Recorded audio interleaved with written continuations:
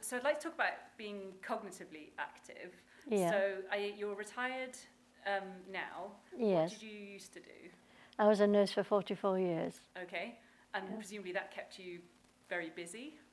It did. It wasn't just that. I had 5 children and I helped my husband run a sub-post office. So I Right. was working a 70-hour week in those days because I did 2 nights night duty. They were 12-hour shifts, separated. And then I worked in the shop. So Several jobs. so for 5 years I did that. So that was, and looked after the children in Yeah. the house and that, yes. Wow. So I And do did you that. do any, now that you retired, do you do any voluntary work or anything else? Yeah, I've got involved with things around the church, with visiting the housebound and taking them out and things Yeah. like that. And one of my daughters decided to get me a job as a transport passenger assistant for special needs on the minibuses that go around Leeds. Yeah. So they were desperate for them. And she said, "You'd be good at that, Mum." So that was, Signed you up? she signed me up because she was the manager. So I did that until I was 77. Okay. And I also did the 11 weeks of the stewarding for the ABRSM music exams. Would you say that keeping busy is important to you? Well, I'm just a busy person, Yeah.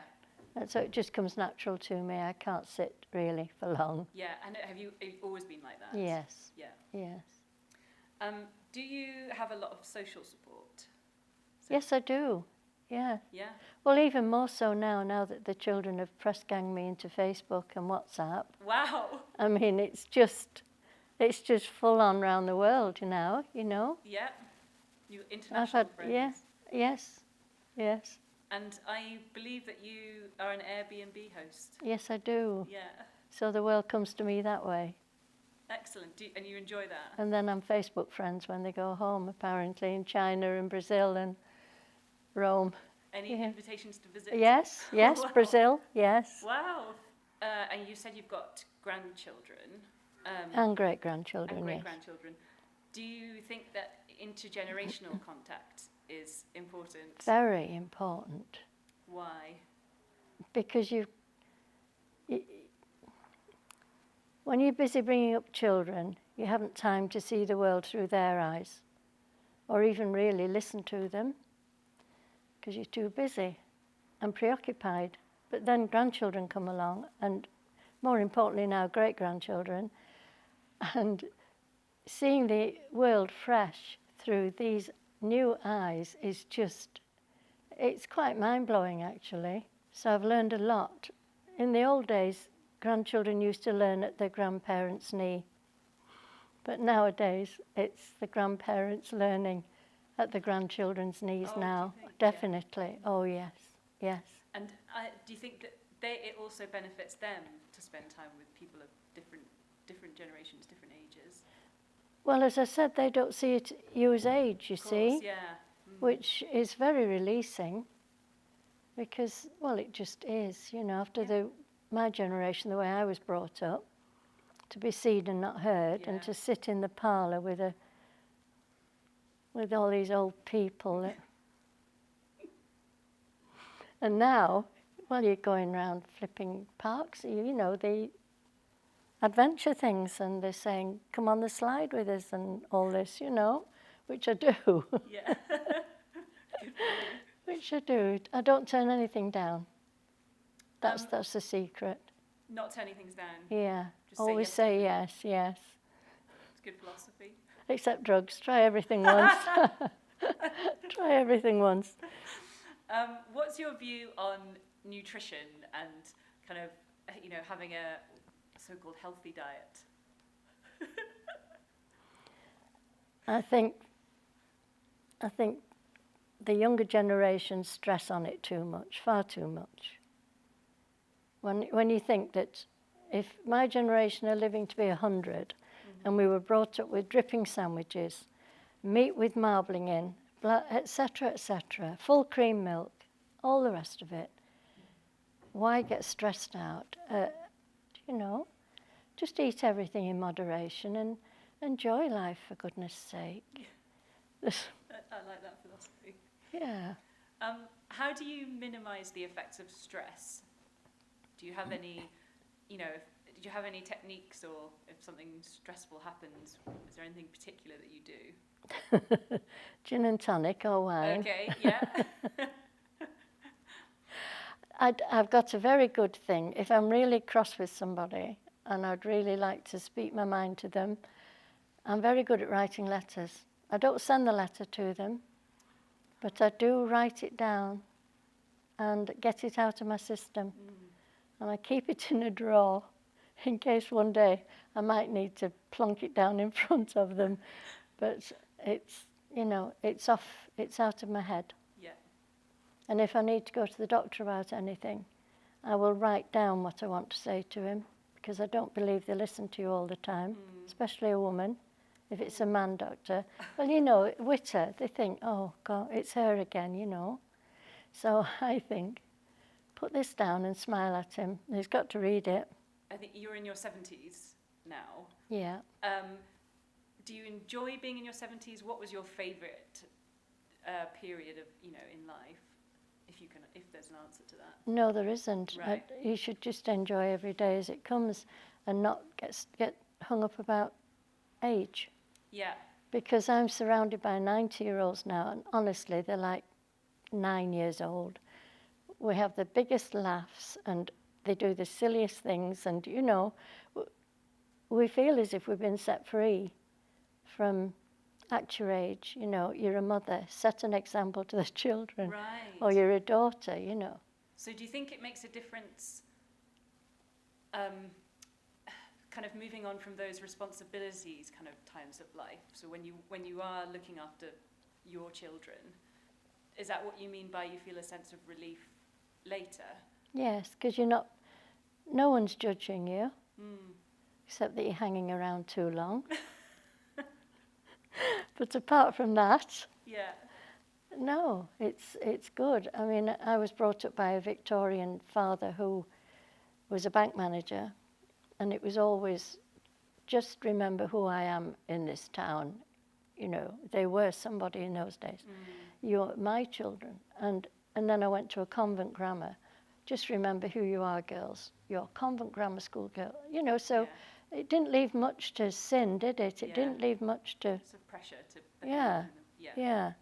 So, there's all these pressures as you're going through life, so it's nice to be.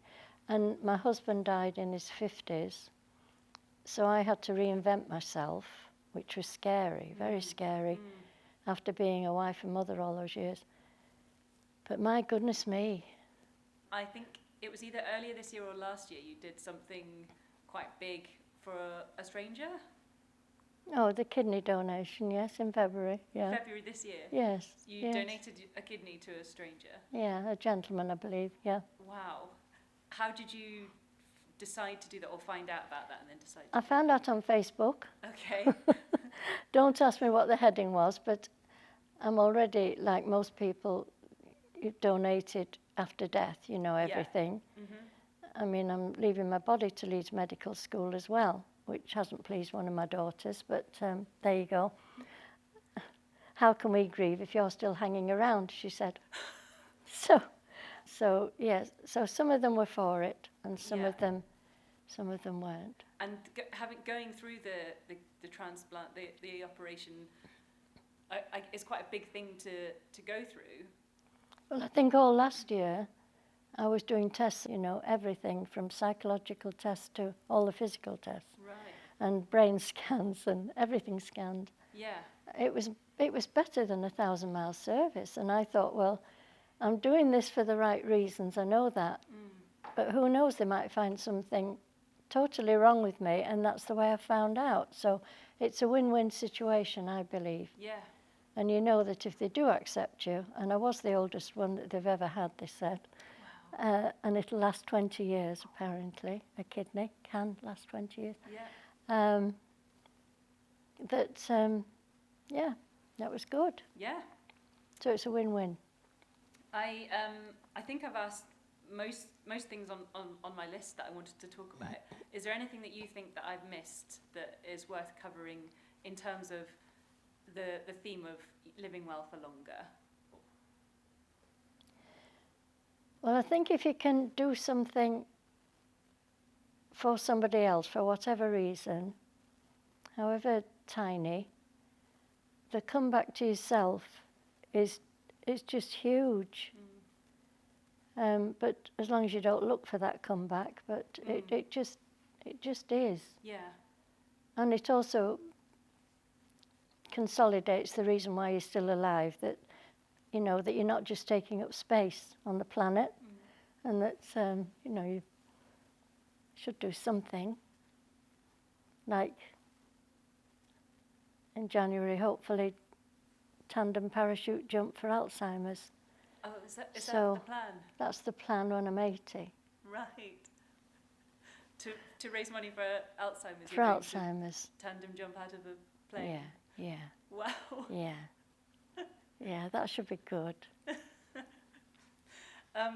Is there any advice that you would give to yourself, age 20, or any of our students? Not to have taken life so seriously. Right. Well, one, you don't know how long you're here for. And two, nobody's that important. You know, the world, you're not the centre of the universe, for goodness sake, you know. So just get on with things. And it's like, I feel sorry with Facebook, you know, if they don't get enough likes. You know, it must ruin their day, some people. Well, this Don't is worry too all much about false. It's all smoke and mirrors. One thing a friend did say to me that was very important, and I very proudly was saying that I now owned my own house, you see. And she just laughed and she said, "Do you think you'd really?" And I went, "Yes, you know." "Oh, you're taking it with you, are you?" She said, "You don't own anything," she said. "It's smoke and mirrors, all of it." Yeah. And it's true, isn't it? Yeah. So just laugh and get on with it. Thank you.